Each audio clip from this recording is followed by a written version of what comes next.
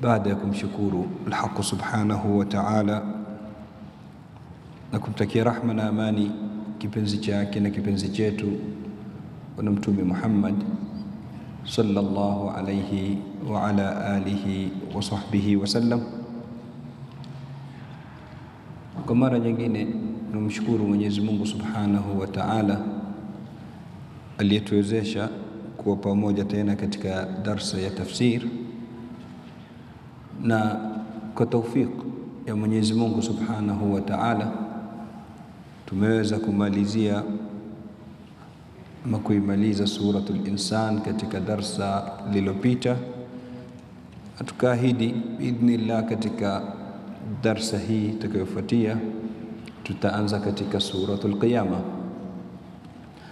Suratul Qiyama ndilo jina ambalo kwamba limepewa sura kama hii, na ndilo lilotajwa katika misahafu, katika vitabu vya tafsiri na vile vile katika vitabu vya hadithi.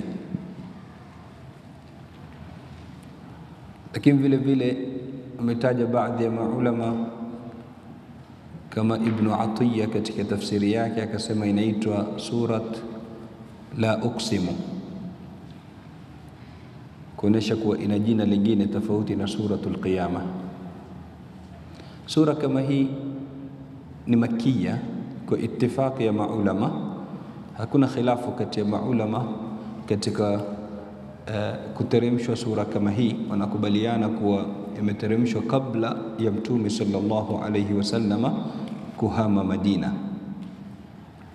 Katika mpangilio wa suwar za Al-Qur'an Al-Karim imekuja kwa nambari 31 baada ya surat Al-Qari'ah. Imeteremshwa kama sura nambari 31 baada ya surat Al-Qari'ah, na sura kama hii ina aya 40. Inasemekana kuwa al-Imam al-Alusi, Ibn Atiyya, al-Imam al-Alusi katika tafsiri yake Ruhul Maani ndio anasema jina lingine la sura hii ni surat la uqsim. Imepokewa kutoka kwa Sayyiduna Umar ibn al-Khattab radiyallahu anhu kuwa anayetaka kujua siku ya Kiyama na uhakika wa siku kama hiyo asome surat al-Qiyama. Anayetaka kujua siku ya Kiyama na uhakika wake asome surat al-Qiyama. Amepokea hilo al-Imam Ibn Atiyya katika tafsiri yake. Ni sura adhimu ambayo kwamba ndani yake Mwenyezi Mungu Subhanahu wa Ta'ala anazungumzia hali za siku ya Kiyama, ahwal zake na ahwal zake, misukosuko itakayokuwa katika siku kama hiyo, na uzito utakaokuwa katika siku kama hiyo, na mambo ambayo kwamba Mwenyezi Mungu amewaahidi wale walioamini na waliosadiki ama waliosadikisha Mtume sallallahu alaihi wasallam, na mambo ambayo kwamba wamekewa wale ambao kwamba wamemkadhibisha Mwenyezi Mungu na kumkufuru Bwana Mtume Muhammad sallallahu alayhi wa ala alihi wa sahbihi wa sallam. Suratul Qiyama kama sura nyingi tu ambazo kwamba katika Al-Qur'an Al-Karim zinazungumzia siku nzito kama hii, na tumetaja zaidi ya mara moja kuwa Al-Haq subhanahu wa ta'ala katika Al-Qur'an Al-Karim ameitaja siku kama hii kwa majina zaidi ya 80. Ameita Al-Qiyama, ameita Yawmuddin, Al-Waqi'a, Al-Haqqa, At-Tamma, Al-Qari'a, majina mingi Mwenyezi Mungu Subhanahu wa Ta'ala ameipa siku kama hii.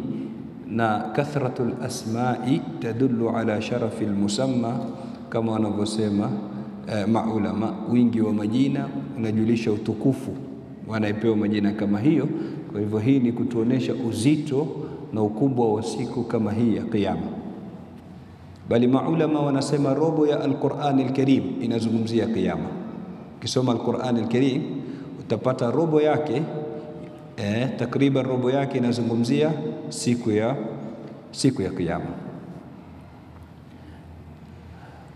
Mwenyezi Mungu Subhanahu wa Ta'ala ameanza sura kama hii na qasam, kiapo, akatuambia la uqsimu biyaumil qiyama. Mwenyezi Mungu Subhanahu wa Ta'ala ana haki ya kuapa na anachotaka kwa anachotaka, na pindi Mwenyezi Mungu Subhanahu wa Ta'ala anapoapa kwa kitu inaonyesha uzito wa kile kitu, kwa sababu aliyeapa ni mkubwa ambaye kwamba ni al-Haq subhanahu wa Ta'ala, na ameapa na vingi katika Al-Qur'an Al-Karim. Tumeona katika durusi zilizopita sura mbalimbali, washamsi wal-laili wal-fajri, vitu mbalimbali Mwenyezi Mungu Subhanahu wa Ta'ala ameapa navyo. La uqsimu biyaumil qiyama, na apa kwa siku ya Kiyama. Mwenyezi Mungu Subhanahu wa Ta'ala anapoapa kwa siku kama hii inaonyesha ukubwa na uzito wa siku kama hii. La uqsimu, sura imeanza na la. Maulama wa tafsiri wote wamekubaliana kuwa hichi ni kiapo. Mwenyezi Mungu Subhanahu wa Ta'ala anaapa na siku ya Kiyama, lakini wamekhtalifiana katika kuifasiri la.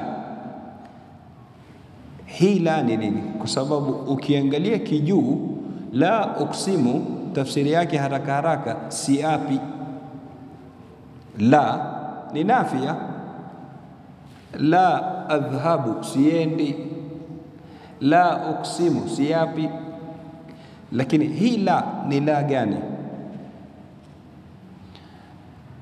Kuna kauli zaidi ya mbili kwa maulama. Wengine wanasema hii la inaletwa kwa ajili ya kupamba maneno, na imezoeleka matumizi hayo katika lugha ya Kiarabu, na vile vile inatilia mkazo kiapo, litaukidi alqasam. Kwa hivyo unapoambiwa la uqsimu, maana yake ni kubwa kuliko uqsimu. Yani inapoongezeka la, ina maana kile kiapo kinakuwa ni kizito zaidi kuliko kusema uqsimu peke yake. Yani kana kwamba unaelezwa jambo namna lilivyokuwa wazi zaidi, ni kama halitaki ama halihitaji hata kuapiwa. Namna lile jambo lilivyokuwa wazi ni kana kwamba halihitaji hata kuapiwa, lakini taukid yatilio mkazo zaidi katika kiapo. Wengine katika maulama wakatuambia bali la hapa inafanya nafyi ya maneno yaliyopita, yani inakana maneno yaliyopita, kana kwamba Mwenyezi Mungu anawaambia la, sivyo hivyo mnavyoitakidi. Kipi wanachokiitakidi? Kuwa watu hawatofufuliwa, kuwa hakuna siku ya hisabu na malipo. Hicho mnachokiitakidi, hii ndio ilikuwa itikadi yao kubwa kutoka milele, ama kutoka zama za kitambo. Walikuwa hawaamini kuwa kuna ba'ath na nushur. Wanajua mwanadamu akishafariki mambo yamekwisha. Wama yuhlikuna illa ad-dahr, kama tunavutaja daima. Walikuwa wakisema sisi dunia ndio inatumaliza, na tukishazikwa mambo yetu kwisha. Inna lamab'uthuna khalqan jadida idha mitna wa kunna turaba. So walikuwa wakisema hayo maneno. Hivi sisi tukishafariki, tukishakufa, wa kunna turaba, na tukageuka kuwa ni mchanga, kwisha, mili yetu ishamalizika. Inna lamab'uthu, hivi baada ya yote tutatumilizwa khalqan jadida, tena khalqa ambayo kwamba ni mpya kabisa, turudi kama tulivyokuwa. Haliwezekani. Walipima na akili zao, hilo haliwezekani. Sasa kana kwamba Mwenyezi Mungu Subhanahu wa Ta'ala anambia la, sivyo hivyo mnavyoitakidi, kuwa kiyama hakipo, kuwa hamutafufuliwa, sivyo hivyo. Uqsimu biyawmil qiyama, na hapa kwa siku ya kiyama kipo. Kwa hivyo ikawa la inakata yaliyotangulia katika madai, na uqsimu inaanza maneno mapya. Na hili halishangazi, ili mtu asije akasema lakini ndio mwanzo wa sura, hakuna maneno kabla ya la. Naambia Al-Qur'an yote ni kitu kimoja. Al-Qur'an yote ni kitu kimoja. Kwa hivyo yale yaliokuwa katika sura zilizopita hayo. Tumesema sura kama hii imeteremka baada ya sura gani? Al-Qari'ah. Al-Qari'ah ilikuwa inazungumza nini? Kiyama. Al-Qari'ah, mal-Qari'ah wama adraka mal-Qari'ah. Kwa hivyo baada ya kuteremka Al-Qari'ah wanapinga. Wakipinga wanaambiwa la, sivyo hivyo mnavyoitakidi. Uqsimu biyawmil qiyama, na hapa kwa siku ya kiyama, ni siku ipo. Na imeitwa yaumul qiyama kwa jina kama hili kwa sababu ndio yauma yaqumu an-nasu li rabbil alamin, kama alivyotuambia Mwenyezi Mungu Subhanahu wa Ta'ala. Ni siku ambayo kwamba watu watasimama mbele ya Allah, Mola wa mlezi wa viumbe vyote. Ni siku ambayo kwamba tutakuwa na kisimamo, sote tutakwenda kusimamishwa mbele ya Mwenyezi Mungu Subhanahu wa Ta'ala, tufanyiwe hisabu.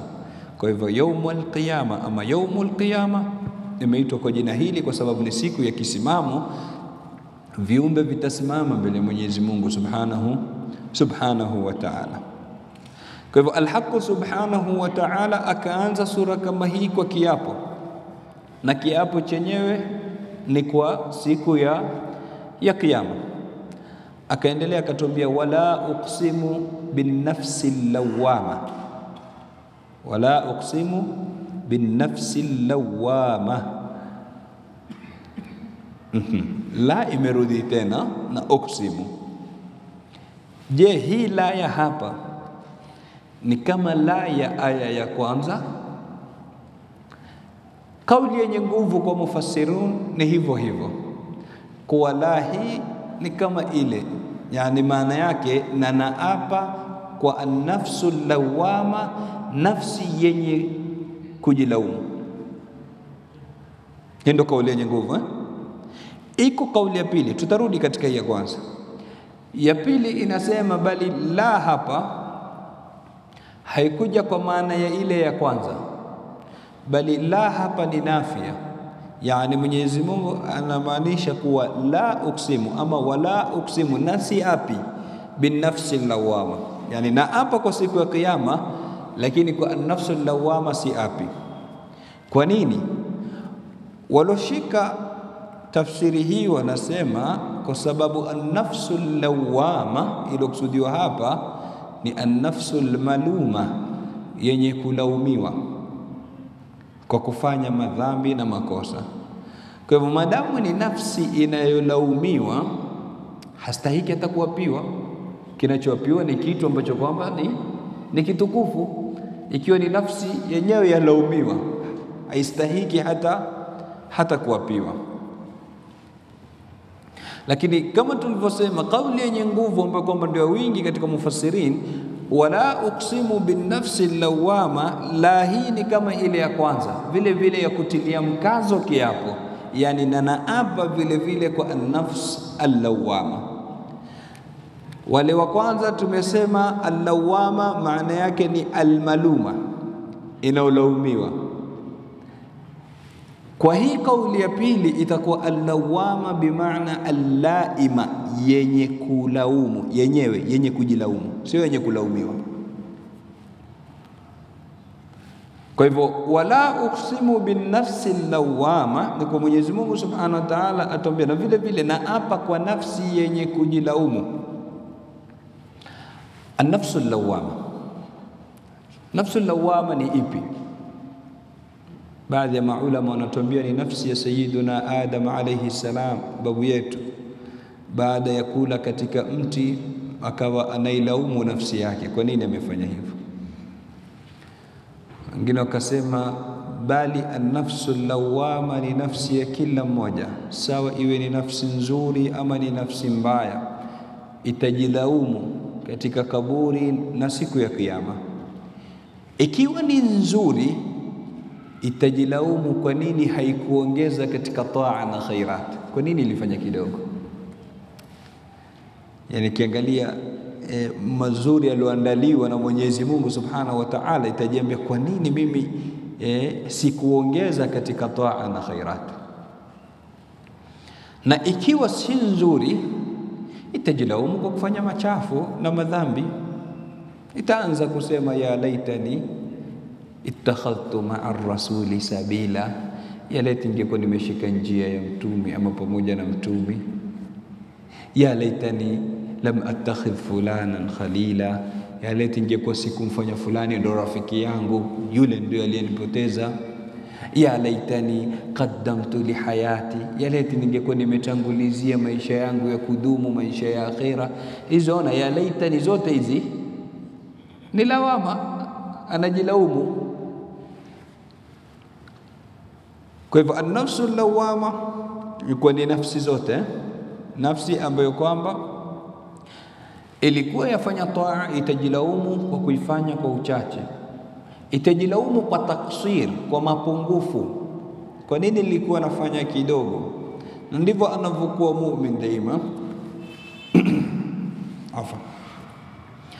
Bali wengine katika ulama wakatuambia an-nafsu lawama ni nafsi ya mu'min hapa duniani, na kuwa ni yenye kumlaumu daima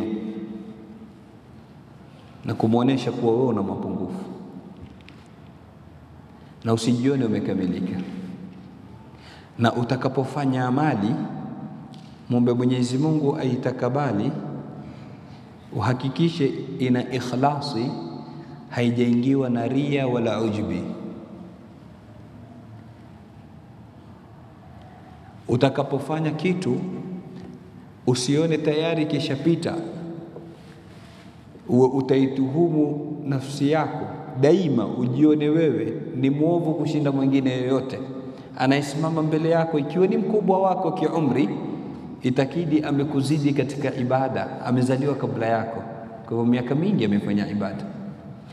Ikiwa ni mdogo wako kiumri, itakidi wewe umemzidi katika maasiya, yani maasiya uliyofanya wewe ni mingi kwa miaka uloishi kuliko maasiya aliyofanya yeye. Yani kwa mkubwa tazama taa, kwa mdogo tazama maasiya. Na katika hali zote mbili ituhumu nafsi yako, jione wewe una mapungufu. Hivi ndio unavyotakikana kuishi muumini. alladhina yu'tuna ma atu wa qulubuhum wajila. Mwenyezi Mungu Subhanahu wa Ta'ala anaeleza hali za waumini, wanatoa wanachopewa. Yani tunaona mashallah, mtu anaswali, mtu anatoa sadaka, anafanya kufanya, lakini pamoja na kufanya kwake, wa qulubuhum wajila, nyoyo zao zina wasiwasi, annahum ila rabbihim raji'un, kwa utarudi kwa Mola wao. Sawa, mimi nimeswali, lakini hii swala yangu ilikuwa na ikhlasi ama niliswali kwa sababu fulani anione? Sawa, mimi nimetoa sadaka, lakini nimetoa kwa ajili ya Mwenyezi Mungu ama kwa ajili niambiwe mimi ni karimu? Wa qulubuhum wajla, an-nafsu lawama, ile nafsi yake yamsuta, nafsi yake yamlaumu. Na hii ni daraja ya pili katika daraja za nafsi ambazo kwamba ziko 7 kama wanavyotaja maulama wa suluk. Ya chini kabisa ni an-nafsu al-ammara bisu, nafsi yenye kuamrisha maovu. Wama ubarri'u nafsi inna an-nafsa la ammaratun bisu, ametaja Mwenyezi Mungu katika surati Yusuf. An-nafsu al-ammara bisu ndo nafsi mbaya zaidi, ndo daraja chini kabisa ya nafsi. Nafsi yenye kuamrisha kwa wingi, ammara sio amira, ammara kwa mubalagha, yenye kuamrisha kwa wingi maovu. Mwanadamu akijitahidi akaifanyia kazi ile nafsi yake, akaifanyia tarwid, akaitakasa na kuisafisha, inatoka inakuja katika level ya pili, inakuja katika an-nafsul lawama. sasa inaanza kumlaumu, inaanza kumlaumu kwa yale makosa ambayo kwamba anayafanya na kwa mapungufu aliyokuwa nayo katika taa. An-nafsu al-lawwama. Kisha ukitoka katika an-nafsu al-lawwama kuna an-nafsu al-mutma'inna ya tatu, yenye utulivu, kisha ar-radiya, kisha al-mardiya, kisha al-mulhama, kisha ar-radiya, kisha al-mardiya, kisha daraja ya saba na ya mwisho ni an-nafsu al-kamila, nafsi iliyokamilika. Kuna kibarua kupanda zigorofa 7 sio kazi ndogo, kuhitaji jihadi ya kisawa sawa, na kila level kwenda katika level ya pili inahitaji nguvu kweli kweli.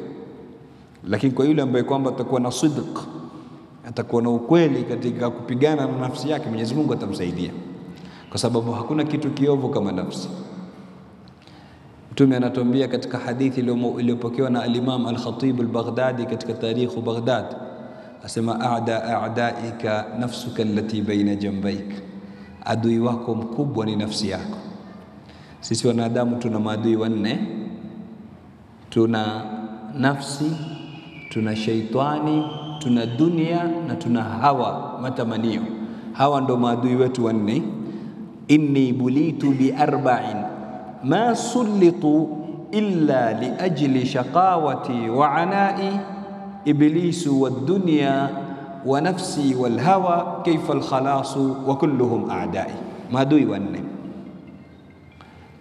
Wengi wetu tunadhania pengine mkubwa ni ibilisi, shaitani ndo adui mkubwa zaidi, lakini la, mkubwa zaidi ni nafsi. Ndo namona Ramadhani shaitani amefungwa pingwa katupwa baharini, lakini maasi bado tuyafanya ndani ya Ramadhani kwa sababu nafsi hujaifunga, bado iko wazi. A'daika nafsuka allati baina jambayk. Ando maulama wakituambia madamat nafsuka hayyatun tas'a fahiya hayyatun tas'a, madamu nafsi yako ipo hai basi ujue ni nyoka huyo anatembea ndani mwako. Kwa hivyo kuna kazi kuhitajika, jihadi ya hali ya juu, mtu kupigana na nini? Nafsi yake itoke katika an-nafsu al-ammaratu bisu, iende katika daraja ya pili ambayo kwamba ni an-nafsu al-lawama, ianze kumlaumu. Sasa ile ya kwanza ikifanya maovu ya furahi, lakini hii mtu akikosea, mwanadamu ni mpungufu, akikosea akafanya dhambi inaanza kumlaumu na kumsuta kwa nini. Kisha unatoka hapo unakwenda katika nafsul mutmainna, almulhama, arradiya, almardiya, alkamila. Mwenyezi Mungu atufikishe inshallah katika nafsul kamila. Kwa hivyo Mwenyezi Mungu Subhanahu wa Ta'ala akaapa na an-nafs al-lawwama, kisha akaendelea kutuambia ayahsabu al-insanu allan najma'a 'idhama, hivi mwanadamu anadhani, hivi mwanadamu anaitakidi kuwa hatutakusanya mifupa yake? Dhana gani hii mbaya alikuwa nayo kwa Mola wake Subhanahu wa Ta'ala?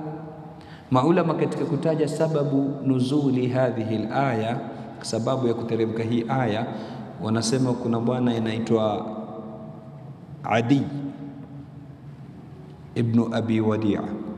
Adi alikuja kwa Mtume sallallahu alaihi wasallama, moja katika makafiri wa Kikureshi, washirikina wa Kikureshi, anamwambia ya Muhammad, hebu nieleze kuhusu hiyo kiyama.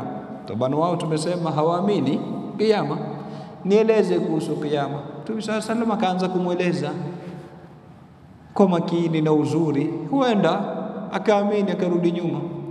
Baada kuelezwa na Mtume sallallahu alaihi wasallam, anamwambia ya Muhammad, law ayantu alqiyamata binafsi la u'minu lak, lau nitakiona hicho kiyama kwa jicho langu pia sitokuamini. Angalia inadi na kufra. Wacha wewe kunielezea, lau nitakiona pia hicho kiyama kwa nafsi yangu, kwa jicho langu pia sitakuamini. Kisha akaanza kumwambia Mtume sallallahu alayhi wasallama, awa yajma'u Allahu al-'idham, hivi Allah anaweza kukusanya mifupa? Mtu amezikwa, nyama imeisha, imebaki mifupa, mifupa nayo inakwenda mpaka inakuwa pengine jivu, inaachana, inakuwa unga. Hivi anaweza kuikusanya ile mifupa ikarudi tena kuwa ni mifupa yenye kushikana? Awa yajma'u Allahu al-'idham. Mwenyezi Mungu Subhanahu wa Ta'ala akaiteremsha hii aya, ayahsabu al-insanu an lan najma'a 'idhama, hivi huyu mwanadamu. Kwa hivyo insan, kulingamana na hii sababu nuzul, atakuwa al-insan aliyekusudiwa hapa ni nani? Adi, alikuja kwa Mtume sallallahu alaihi wasallama kumuuliza kuhusu kiyama, na akasema hivi Mwenyezi Mungu anaweza kukusanya mifupa. Kwa hivyo ayahsabu al-insanu, hivi mwanadamu anadhani allan najma'a 'idhama, kwa hatutakusanya mifupa yake?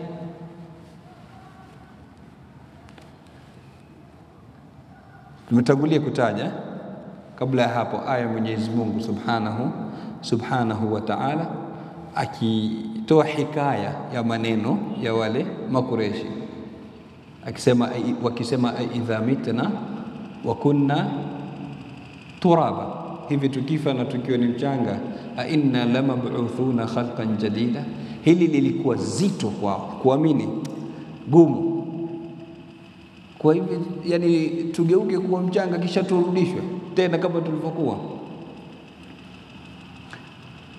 Hivyo al-Haqq subhanahu wa ta'ala anatubia, ayahsabu al-insanu alla najma'a 'idhama, hivi mwanadamu anadhani. Taban hata kama sababu al-wurud ni adi, lakini wako wengi. Kwa hivyo kila ambaye kwamba ana fikra hiyo akidhania kwa hatofufuliwa anahutubiwa na aya hii. Hivi unadhani kuwa hutokusanywa idham? Na kwa nini idham? Nini siri ya kutajwa idham hapa? Kwa sababu mwanadamu atafufuliwa yeye mzima, lakini hikma ya kutajwa idham ni kwa sababu idham, mifupa, ndio nguzo ya mwili.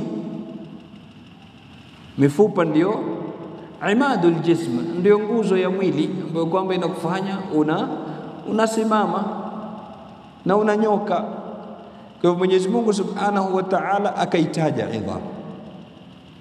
Tayib, baada ya hapo Mwenyezi Mungu Subhanahu wa Ta'ala akatuambia bala. Kwani kitu gani kitatufanya tushindwe kuikusanya hiyo mifupa? Bala qadirina ala an nusawwiya banana, kwa kuikusanya hiyo mifupa ni twaweza sana kuikusanya, na si kukusanya mifupa peke bali ala an nusawwiya banana, tunaweza kusawazisha na tukarudisha sawa banana zake huyo mwanadamu. Nini banana?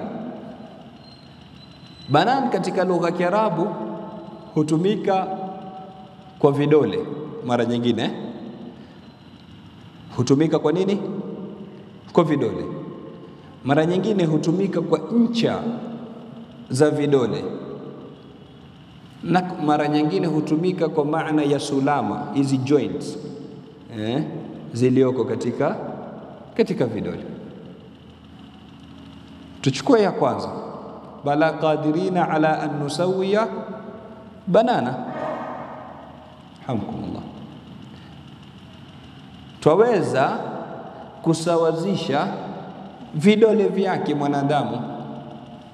Yani hapa Mwenyezi Mungu Subhanahu wa Ta'ala anatuelezea fadla yake katika uhodari wake kwenye kuumba, kuwa ameviumba hivi vidole ni vya kuachana, sio vya kushikana. Alikuwa aweza kuvishikanisha. Allah alikuwa anaweza kufanya mikono yetu na miguu yetu ikawa kama kwato za mnyama, kama kwato za mbuzi, za punda, azakumullah, ikawa si vidole vyenye kuachana. Sasa jiulize, tungekuwa tumeumbwa hivyo, tungeshika vitu vipi? Ingekuwa vidole vyetu ni vya kushikana vikawa kama kwatu, hivi vitu tungevishika vipi ili tujue neema ya vidole kuachana? Hata usiende kwenye vidole vingi, kidole cha gumba tu.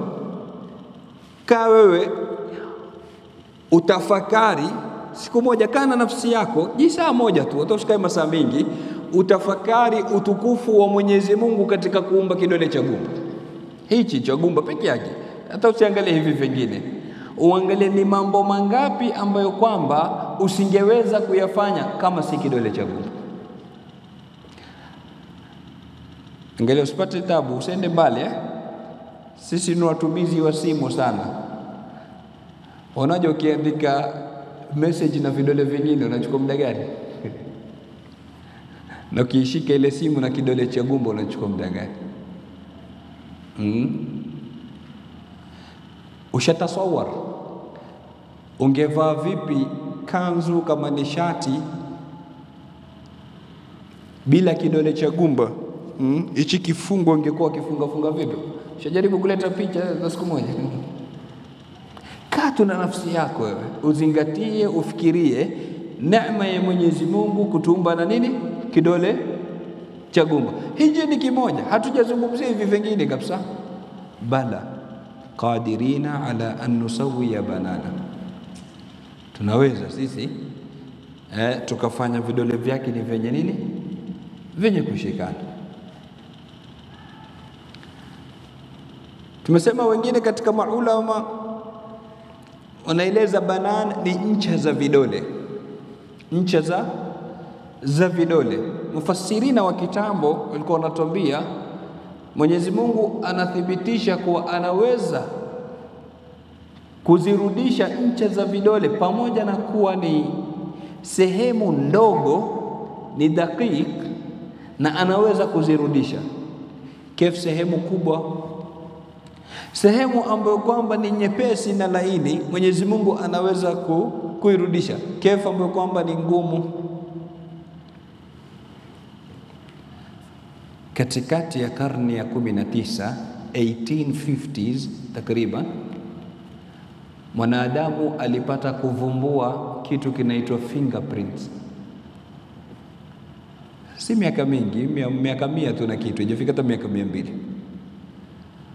Mwanadamu amevumbua kitu kinaitwa fingerprints.